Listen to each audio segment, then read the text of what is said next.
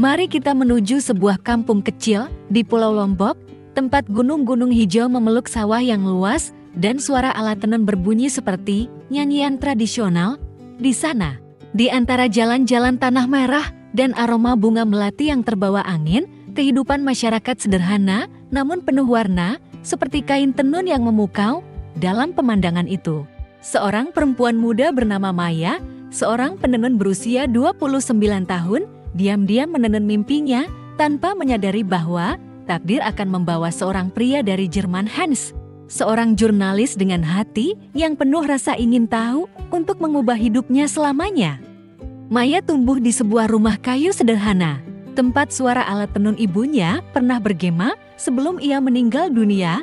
Sebagai orang Sasak asli, Maya mencintai seni tenun, menyukai pola-pola yang menceritakan tentang gunung, laut, dan keimanan Islam masyarakatnya. Ia merawat adik laki-lakinya yang cacat, yang kehilangan kemampuan berjalan setelah kecelakaan dengan cinta dan tanggung jawab seorang kakak. Hidup Maya tidak mudah, tetapi senyum hangat dan tangan terampilnya mencerahkan seluruh kampung. Penduduk kampung menyayanginya, memanggilnya Mbak Maya. Namun sedikit yang tahu bahwa hatinya merindukan sesuatu yang lebih besar, cara untuk membawa seni tenun ke dunia. Hans, seorang jurnalis berusia 32 tahun dari Berlin, datang ke Lombok dengan kamera dan buku catatan, membawa misi untuk menulis artikel tentang budaya tenun Sasak untuk sebuah majalah Jerman. Dengan rambut coklat acak-acakan dan mata yang tajam, Hans terpesona oleh keindahan Lombok, gunung-gunung, pasar tradisional, dan suara adzan dari masjid setiap sore. Namun, ia adalah orang asing. Seorang orang asing dengan bahasa Indonesia yang belepotan dan pertanyaan-pertanyaan yang membuat penduduk kampung tertawa sambil menggelengkan kepala. Ketika ia tiba di kampung Maya dan bertanya tentang tenun, Maya adalah orang pertama yang menyambutnya, meski tatapan waspada penduduk mengingatkannya untuk berhati-hati. "Selamat datang, Pak Hans," katanya, menunjuk ke alat tenun. "Ini tenun kami, mau lihat?" Hari-hari awal, Hans mengikuti Maya berkeliling kampung, mencatat dan memotret, mempelajari pola-pola rumit dan maknanya. Maya, meski sibuk merawat adiknya, dengan sabar menjelaskan, kadang tertawa lepas saat Hans salah mengucapkan tenun menjadi tenong. Namun takdir, seperti angin tiba-tiba di gunung, membawa momen yang mengubah segalanya. Suatu sore, saat mendaki jalan setapak di gunung bersama Maya untuk memotret proses tenun di alam, Hans terpeleset di batu basah dan terjatuh menuju jurang. Penduduk kampung yang ikut berteriak, tetapi tak ada yang sempat beraksi. Maya dengan refleks cepat melompat, memegang tangan Hans erat dan menariknya kembali. Saat tanah dan batu longsor di bawah kaki mereka, keduanya jatuh ke rumput, terengah-engah, jantungan. Hans, wajahnya pucat, menatap Maya, tergagap. "Terima kasih, kamu menyelamatkanku." Maya berkeringat, hanya tersenyum. "Di Lombok, kita menjaga tamu." Momen itu seperti benang tak kasat mata, mengikat dua manusia dari dua dunia. Hans, dengan hati jurnalis yang penuh rasa ingin tahu, akankah menemukan sesuatu yang lebih mendalam di Lombok? Dan Maya, dengan beban keluarga, akankah membuka hatinya untuk pria asing ini? Untuk memahami lebih jauh, kita perlu melangkah ke kehidupan Maya, tempat tanggung jawab dan cinta pada tenun membentuk dirinya. Maya meninggalkan kesan kuat saat ia melompat menarik Hans, jurnalis Jerman, dari tepi jurang. Tindakan itu bukan sekadar naluri, tetapi juga cerminan jiwa seorang anak Lombok yang membawa tanggung jawab dan cinta untuk keluarga, kampung, dan seni tenun. Untuk memahami mengapa Maya rela mempertaruhkan nyawa untuk menyelamatkan orang asing, kita perlu melangkah ke hidupnya, kehidupan sederhana namun penuh semangat, di mana setiap benang adalah sebuah cerita. Setiap pagi, saat cahaya fajar berkilau di sawah, Maya bangun di rumah kayu sederhana, tempat aroma bunga melati dari meja sesajen tercium. Ia menyiapkan sarapan sederhana, biasanya nasi kuning dengan tempe goreng dan segelas teh manis untuk dirinya dan adiknya, Wayan, yang ia panggil adik. Wayan berusia 25 tahun. menjadi cacat setelah kecelakaan motor 7 tahun lalu, kehilangan kemampuan berjalan. Sejak itu, Maya menjadi tulang punggung keluarga, merawat adiknya dengan penuh kasih. Ia mendorong kursi roda Wayan ke beranda, bercerita tentang kampung, atau menyanyikan lagu-lagu rakyat Sasak untuk membuatnya tersenyum. "Mbak, kapan kita ke pantai lagi?" tanya Wayan seringkali. Dan Maya, meski lelah, selalu tersenyum, "Sabar, adik. Nanti kita pergi."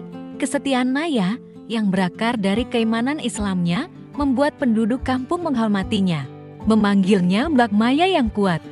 Selain merawat Wayan, Maya menghabiskan hari-harinya di depan alat tenun, menenun kain yang menceritakan tentang gunung, laut, dan masjid. Seni tenun adalah warisan keluarga, diturunkan oleh ibunya sebelum meninggal. Setiap pola dari bentuk ombak hingga bintang adalah pengingat sejarah Sasak. Maya mencintai pekerjaannya, bukan hanya karena itu menghidupi dia dan Wayan, tetapi juga karena mimpinya untuk membawa tenun ke dunia agar orang tahu keindahan Lombok. Namun, hidup tidak mudah. Pasar tradisional semakin sepi, harga kain turun, dan ia harus bekerja hingga larut malam. Tangannya mengeras karena benang. "Kalau bukan kita yang meneruskan tenun, siapa lagi?" gumamnya. Meski kadang kelelahan membuatnya ingin menyerah. Kampung Maya adalah komunitas yang erat, tempat suara adzan dari masjid memanggil orang untuk salat dan gotong royong. Ia sering membawa kain ke pasar, menukarnya dengan beras, ikan, dan sapaan hangat "Assalamualaikum." Namun kemiskinan masih menghantui kampung, banyak anak kekurangan makan. Dan perempuan seperti Maya harus bekerja 2 kali lebih keras untuk menghidupi keluarga. Maya pernah bermimpi kuliah, tetapi ia mengorbankannya untuk merawat Wayan dan menjaga tenun. Penduduk kampung menyayanginya, tetapi juga iba. "Maya, kamu jaga Wayan, jaga tenun, tapi siapa yang jaga kamu?" Ia hanya tersenyum, berkata, "Allah yang jaga, kok." Ketika Hans datang ke kampung, membawa kamera dan proyek jurnalistik, Maya melihat secercah harapan. Jika artikelnya sukses, tenun Sasak bisa dikenal dunia, membawa pendapatan untuk kampung. Itulah mengapa ia menyambut Hans. Meski penduduk waspada dengan orang asing, tindakan menyelamatkan Hans dari jurang bukan hanya kebaikan hati, tetapi cerminan keimanan Islam yang tidak membiarkan siapapun terlantar, serta kekuatan seorang perempuan yang memikul keluarga dan tradisi di pundaknya.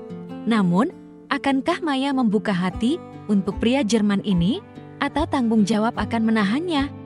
Untuk menjawab, kita perlu bertemu Hans lagi saat ia membawa proyek jurnalistik dan memulai perjalanan bersama Maya. Maya telah menyelamatkan Hans, jurnalis Jerman, dari tepi jurang, membuka ikatan antara dua manusia dari dunia yang berbeda. Proyek jurnalistik Hans yang bertujuan menceritakan budaya tenun Sasak ke dunia, membawa harapan bagi Maya dan kampungnya. Namun, di antara pola tenun dan perbedaan budaya, perjalanan kerjasama mereka tidak mudah. Dan hari-hari bekerja bersama telah menanam benih sesuatu yang lebih mendalam. Pagi itu, saat suara adzan dari masjid selesai, Hans tiba di kampung dengan kamera dan buku catatan. Siap memulai proyek, ia bertemu Maya di depan alat tenun, tempat ia sedang menenun kain dengan pola Gunung Rinjani, simbol Gunung Suci Lombok. "Mbak Maya, ceritakan tentang tenun ini," kata Hans.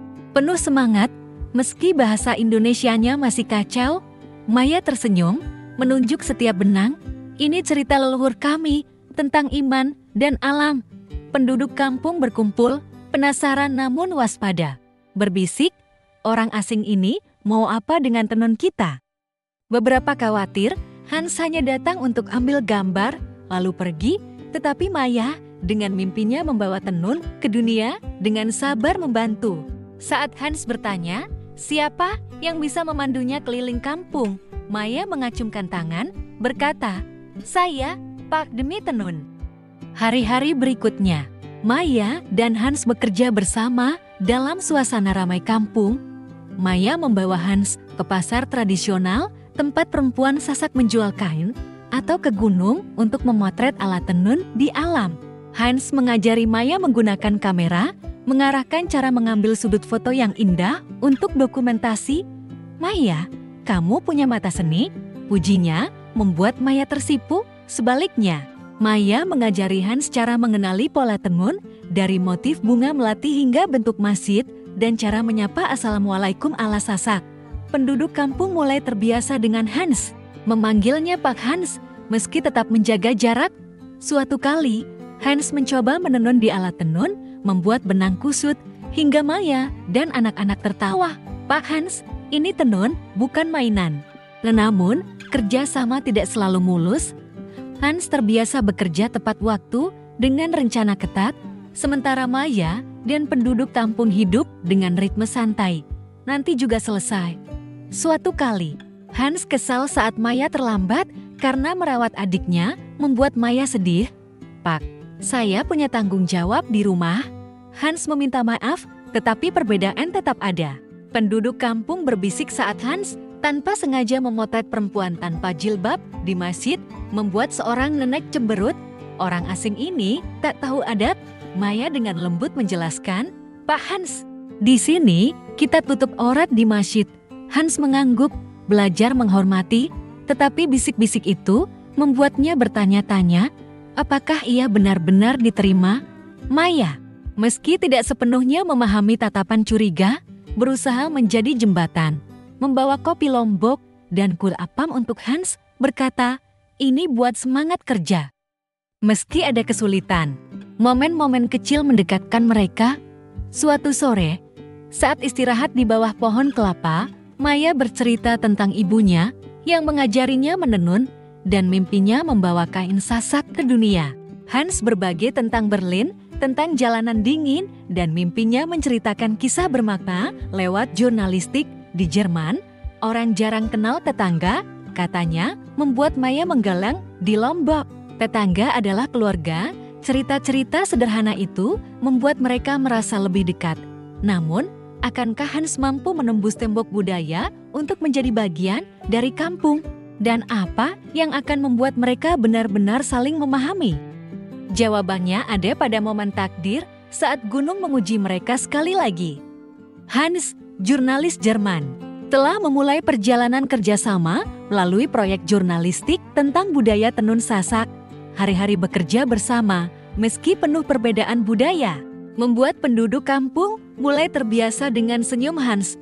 Namun, hutan dan Gunung Lombok dengan keindahan liarnya juga menyimpan bahaya dan sebuah momen takdir menguji keberanian Maya, sekaligus menyalakan api baru di antara dua hati.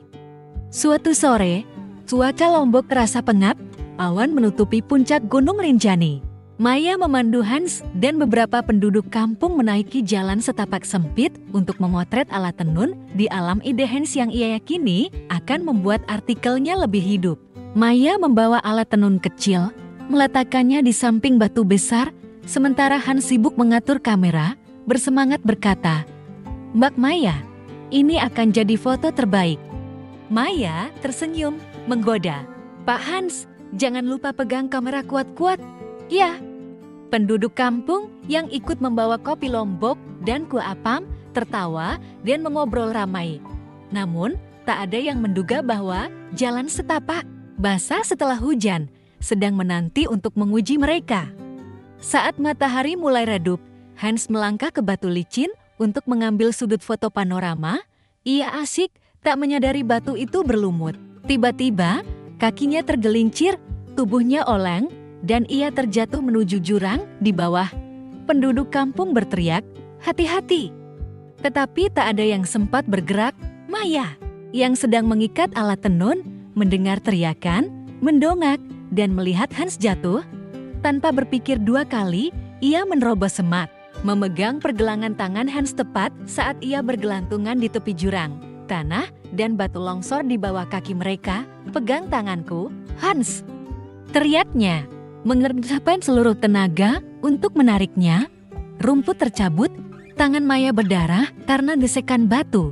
Tetapi ia menggertakkan gigi, menarik Hans dari garis kematian, keduanya jatuh ke tanah. Terengah-engah, jantungan, penduduk kampung berlari mendekat, membantu mereka berdiri, berteriak, "Alhamdulillah, selamat." Hans, wajahnya pucat, memeluk Maya, tergagap. Maya, terima kasih. Kamu menyelamatkanku lagi. Waktu seakan berhenti, Maya, tangannya gemetar, menyeka darah di punggung tangannya, menatap Hans dengan mata penuh kekhawatiran sekaligus lega. Hans masih syok, memegang tangan Maya, berkata dengan bahasa Indonesia yang belepotan, Saya tidak tahu harus bilang apa. Maya hanya tersenyum, suaranya lembut. Di Lombok, kita tidak biarkan tamu jatuh.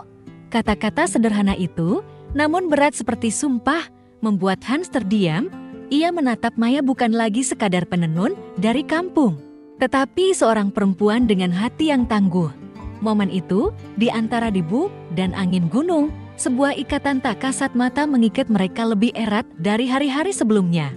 Setelah kecelakaan itu, rombongan kembali ke kampung, tetapi kisah Maya menyelamatkan Hans menyebar cepat seperti angin. Penduduk kampung memeluknya, memanggilnya Mbak Maya pemberani. Tetapi ada juga tatapan curiga, orang asing ini kenapa selalu dekat Mbak Maya? Hans dan Maya melanjutkan proyek, tetapi kini mereka bekerja lebih akrab. Hans membawa kopi Lombok untuk Maya, bercerita tentang perjalanannya, sementara Maya mengajari Hans membuat kue apam. Meski Hans membakarnya hingga gosong, membuat Maya tertawa, Pak Hans, ini kue, bukan arang. Momen-momen kecil itu, sederhana namun hangat, seperti benang yang menenun kain baru. Namun, penduduk kampung mulai berbisik, terutama saat melihat Hans lebih sering tersenyum di sisi Maya. Mbak Maya dekat dengan orang asing, apa pantas? Kata seorang nenek di sela salat maghrib.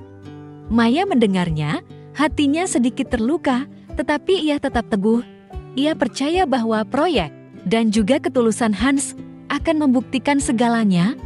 Akankah momen penyelamatan ini cukup untuk menembus tembok budaya di antara mereka? Dan bagaimana reaksi kampung saat hati mereka mulai terpikat? Kisah Maya dan Hans akan memasuki babak baru, tempat perasaan dan tantangan bercampur. Maya telah mempertaruhkan nyawa menyelamatkan Hans, jurnalis Jerman, dari jurang, menyalakan percikan kecil di antara dua hati, hari-hari bekerja bersama untuk proyek jurnalistik. Dari sesi foto di gunung hingga tawa bersama kue apam, membuat mereka semakin memahami satu sama lain. Namun, cinta, seperti angin gunung Rinjani, lembut sekaligus penuh badai. Dan tembok budaya, serta prasangka penduduk kampung menanti untuk menguji mereka. Setelah kecelakaan di gunung, Hans memandang Maya dengan cara berbeda. Ia bukan lagi sekadar penenun yang membantu proyek, tetapi penyelamat nyawanya. Perempuan dengan hati tangguh dan senyum hangat. Mereka melanjutkan proyek, tetapi momen-momen bersama kini memiliki warna baru. Hans membawa kopi Lombok ke alat tenun Maya, duduk mendengarnya bercerita tentang pola tenun dari bentuk ombak hingga bintang sasak. Mbak Maya, kamu membuat tenun hidup? Katanya, membuat Maya tersipu, menjawab, Pak Hans, kamu yang membuat kampung ramai. Maya mengajari Hans cara membungkus kue apam dengan daun pisang. Tertawa saat Hans merobek daunnya, sementara Hans mengajari Maya memotret sudut lebar dengan sabar menunjukkan tombol-tombol di kamera. Saat tangan mereka tak sengaja bersentuhan saat menukar kain atau kamera, keduanya saling memalingkan muka, tetapi hati mereka telah mulai berdetak. Perasaan itu tumbuh diam-diam, seperti bunga melati yang mekar di fajar. Maya berusaha mengenalkan Hans ke kampung. Ia membawa Hans ke salat Jumat di masjid, mengajarinya menyapa Assalamualaikum dengan benar. Meski Hans masih salah ucap, membuat anak-anak terkikik. Hans mencoba mengenakan kain songket di acara adat, meski tampak canggung, hingga Maya tertawa, Pak Hans, ini songket, bukan jaket. Suatu kali, Hans membawa foto Maya saat menenun, dicetak dari printer kecilnya, dan memberikannya sebagai ucapan terima kasih. Ini kamu, Maya. Paling indah, katanya, membuat Maya menunduk. Jantungan, Hans, terpesona oleh ketulusan Maya, mulai memimpikan masa depan bersamanya. Tetapi akal sehat mengingatkannya bahwa Maya adalah orang Sasak, beragama Islam, hidup di dunia yang jauh dari Berlin. Namun, kampung tidak menyambut kedekatan mereka dengan mudah. Penduduk mulai berbisik, gosip menyebar cepat seperti angin gunung. Mbak Maya dekat dengan orang asing, apa tidak malu? Kata seorang nenek saat pengajian di masjid, beberapa ibu meminta anak-anak menjauh dari Hans. Takut ia membawa cara barat ke kampung. Bahkan Pak Ustadz, kepala masjid, pernah memanggil Maya secara pribadi, berkata, "Kamu anak baik, Maya jaga nama keluarga dan imanmu." Kata-kata itu seperti pisau di hati Maya. Ia mencintai kampung, mencintai adiknya Wayan, dan tidak ingin mengecewakan siapapun, tetapi ia juga tidak bisa menyangkal perasaannya. Ia mulai menghindari tatapan Hans, menjaga jarak saat bekerja. Meski setiap langkah mundur menyakiti hatinya. Hans, meski tidak sepenuhnya memahami bisik-bisik itu, merasakan perubahan. Ia berusaha lebih keras untuk diterima belajar membuat sate lombok dengan tetangga. Meski kepedasan hingga berair mata, atau ikut gotong royong membersihkan jalan kampung. Meski keringat membasahi bajunya, suatu sore, saat mereka istirahat di sisi alat tenun tempat Maya pernah bercerita tentang ibunya, Hans menatapnya, bertanya, "Maya, saya membuatmu susah, ya? Saya salah apa?" Suaranya tulus, matanya menunjukkan kesedihan. Maya menggeleng, tersenyum sedih, "Bukan salahmu, Hans, di Lombok, semua butuh waktu." Proyek jurnalistik terus berjalan. Artikel Hans hampir selesai dengan foto-foto tenun yang memukau dan kisah tentang Maya. Namun, tembok budaya dan prasangka tetap berdiri kokoh.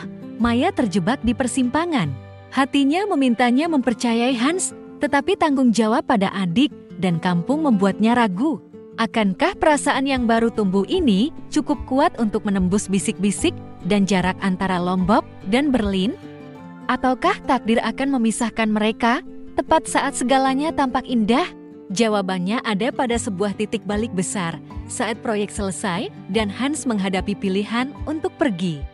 Kembali ke kampung kecil di Lombok, tempat gunung-gunung sasak memeluk sawah dan suara alat tenun kini membawa sedikit nada muram. Maya dan Hans setelah hari-hari bekerja bersama telah membiarkan hati mereka memandu. Dari momen Maya menyelamatkan Hans dari jurang hingga tawa bersama kue apam. Namun, cinta mereka diuji oleh prasangka penduduk kampung dan jarak yang tak bisa diatasi dalam sekejap. Proyek jurnalistik telah membawa nama tenun sasak ke dunia, tetapi saat proyek itu selesai, angin dingin bertiup, membawa duka perpisahan. Proyek Hans kini telah selesai. Artikel tentang budaya tenun sasak dengan foto-foto Maya di depan alat tenun dikirim ke majalah di Berlin, mendapat pujian dari editor. Penduduk kampung yang awalnya curiga, kini berterima kasih karena Hans telah membuat nama kampung mereka dikenal, memanggilnya Pak Hans yang baik. Anak-anak berlarian mengikutinya, meminta difoto lagi, sementara Maya, meski bangga, merasa hatinya berat. Ia tahu Hans tidak termasuk di sini. Perasaannya pada Hans telah tumbuh lebih besar dari yang ia bayangkan. Tetapi tanggung jawab pada Wayan dan bisik-bisik penduduk membuatnya tak berani berbicara. Setiap kali Hans tersenyum padanya di sisi alat tenun, atau saat ia canggung membungkus kue apam untuk diberikan padanya, Maya hanya menunduk, berkata dalam hati, "Ini bukan takdirku." Lalu suatu hari, kabar buruk datang seperti tikaman. Hans menerima email dari majalah. Ia harus kembali ke Berlin untuk menyelesaikan artikel dan menerima tugas baru di Eropa. Tenggat waktunya hanya beberapa hari saat ia memberitahu Maya. Suaranya tercekat, "Maya, saya harus pulang." "Tapi saya tidak mau pergi." Maya terdiam, menatap sawah tempat mereka pernah duduk bercerita tentang tenun dan Berlin. "Kamu harus pergi, Hans," katanya. Suaranya tenang, tetapi hatinya hancur. "Ini demi masa depanmu." Namun di dalam hati, ia hanya ingin menahan Hans, meski tahu ia tak bisa. Wayan membutuhkannya. Kampung membutuhkannya. Dan bisik-bisik itu belum reda. Mbak Maya tidak boleh dekat orang asing. Ia mendengar mereka berkata, dan setiap kata seperti luka. Hari Hans pergi, seluruh kampung berkumpul di halte bus, membawa kain tenun kecil dan kopi Lombok sebagai hadiah perpisahan. Anak-anak melambai, berteriak, "Pak Hans, balik lagi ya." Maya mengenakan kain batik peninggalan ibunya, berusaha tersenyum. Tetapi matanya tak lepas dari Hans. Sebelum naik bus, Hans memegang tangannya, berkata dengan bahasa Indonesia yang lebih lancar, "Terima kasih, Maya, saya akan kirim email." "Janji," Maya mengangguk, tersenyum untuk menyembunyikan sakit hatinya. Tetapi saat bus menghilang di jalan tanah, ia berdiri lama, merasa seolah bagian hatinya ikut pergi bersamanya. Hari-hari setelahnya, kampung kembali tenang, tetapi Maya merasa kosong. Ia tetap menenun, merawat Wayan, tetapi setiap malam ia membuka email, membaca pesan singkat dari Hans, "Berlin dingin. Tapi saya kangen sate Lombok," atau artikel "Saya dipuji. Semua karena kamu," ia membalas, bercerita tentang Wayan, tentang anak-anak, tetapi setiap kata membawa rindu. Penduduk kampung masih berbisik, tetapi Maya tak lagi peduli. Ia percaya jika takdir telah membawa Hans ke Lombok, takdir juga akan membawanya kembali. Namun, akankah jarak antara Lombok dan Berlin memisahkan mereka selamanya? Ataukah Hans akan menemukan cara kembali membawa keajaiban? Kisah mereka belum selesai karena babak baru sedang menanti. Setelah berbulan-bulan perpisahan, saat Maya masih tekun menenun dan merawat Wayan, hatinya tak pernah berhenti merindukan Hans. Email-email dari Berlin tentang dinginnya musim dingin, tentang rindu pada sate Lombok adalah cahaya kecil yang membantunya melewati hari-hari sepi. Namun, takdir, seperti angin rinjani, selalu tahu cara membawa keajaiban kembali dan Hans kembali. Membuka babak baru yang gemilang untuk kisah cinta mereka. Pagi itu, saat sinar matahari menyelinap melalui daun kelapa, Maya sedang menenun di beranda rumah ketika anak-anak kampung berteriak. Berlari ke gerbang, ia mendongak, jantungan, saat melihat Hans berdiri di sana, mengenakan batik sederhana, senyumnya lebih cerah dari fajar. "Maya," panggilnya, suaranya hangat. Bahasa Indonesianya kini lebih lancar. Penduduk kampung berkumpul, berbisik, "Pak Hans kembali." Maya melangkah mendekat, kakinya gemetar, tak percaya pada matanya. "Hans, kamu di sini?" tanyanya. Suaranya tercekat. Hans mengangguk, matanya tak lepas dari Maya. "Saya kembali untuk Lombok." "Dan untuk kamu?" Hans tidak hanya kembali untuk bertemu Maya di Berlin. Ia telah menghabiskan berbulan-bulan mempelajari Islam, mengikuti kelas di pusat Islam, membaca tentang budaya Sasak, dan belajar salat. Ia bercerita pada Maya. Di sore yang tenang di sisi sawah tempat mereka pernah berbagi cerita, "Maya, saya ingin jadi bagian dari duniamu. Saya ingin mengerti kamu, mengerti kampung, mengerti imanmu." Kata-kata itu membuat Maya terdiam, air mata mengalir. Ia tak pernah membayangkan seseorang seperti Hans, jurnalis dari Jerman, asing dengan Islam, akan rela berubah demi dirinya. Hari besar itu tiba saat Hans berdiri di depan penduduk kampung di masjid kecil di bawah bimbingan Pak Ustadz. Ia dengan hikmat mengucapkan 2 kalimat syahadat, suaranya jelas, penuh tekad. "Asyhadu an la ilaha illallah wa asyhadu anna Muhammadar Rasulullah." Penduduk kampung yang pernah berbisik curiga, kini bertepuk tangan riuh memanggilnya saudara Hans. Maya berdiri di sudut, menutup mulut untuk menyembunyikan isakan. Hatinya seperti meledak dalam kebahagiaan. Hans tidak hanya kembali, ia telah memilih jalan Maya, jalan kampung, jalan keimanan. Namun, momen terindah datang di malam hari saat Hans berlutut di depan Wayan, adik Maya yang ia rawat selama bertahun-tahun penuh kesulitan. "Wayan," katanya, suaranya gemetar, "saya minta izin untuk menikahi Maya. Saya berjanji akan menjaganya seperti ia menjaga kamu dan kampung ini." Wayan, meski tak bisa berdiri, memegang tangan Hans, tersenyum. "Kamu orang baik, Hans. Jaga Mbak Maya." Maya berdiri di pintu, air mata tak terbendung. Ia teringat hari-hari ketika ia pikir cinta ini mustahil karena budaya, agama, jarak. Kini, Hans berdiri di hadapannya. Bukan hanya pria yang ia cintai, tetapi pria yang telah menyatu dengan dunianya, membawa hati dan keimanan. Penduduk kampung mulai sibuk mempersiapkan. Mereka yang pernah curiga kini membawa kopi Lombok, bunga melati, dan kain tenun ke rumah Maya, berkata, "Mbak Maya pantas bahagia." Kampung yang dulu waspada pada Hans, kini memeluknya seperti anak sendiri. Hans dan Maya merencanakan tidak hanya pernikahan, tetapi juga mimpi besar koperasi tenun untuk memberi pekerjaan bagi perempuan kampung. Namun, akankah cinta mereka mampu melewati ujian terakhir untuk bersatu selamanya? Dan apa yang akan mereka bangun bersama untuk kelompok ini? Kisah mereka akan segera ditutup dengan babak indah, tempat cinta dan harapan bercampur. Perjalanan Maya dan Hans dari kecelakaan mengerikan di gunung melalui bulan-bulan perpisahan yang menyakitkan, hingga momen Hans kembali dan memeluk Islam telah membawa mereka ke pelabuhan kebahagiaan. Cinta mereka tidak hanya menyatukan dua hati, tetapi juga membawa cahaya baru bagi kampung, seperti nyanyian tentang kebaikan dan harapan di antara gunung-gunung Sasak. Hari pernikahan Maya dan Hans adalah lukisan gemilang, tempat budaya Sasak dan ketulusan Hans menyatu. Di halaman masjid kecil kampung, di atas tikar pandan yang harum, penduduk kampung berkumpul membawa sate lombok, bunga melati, dan senyum cemerlang.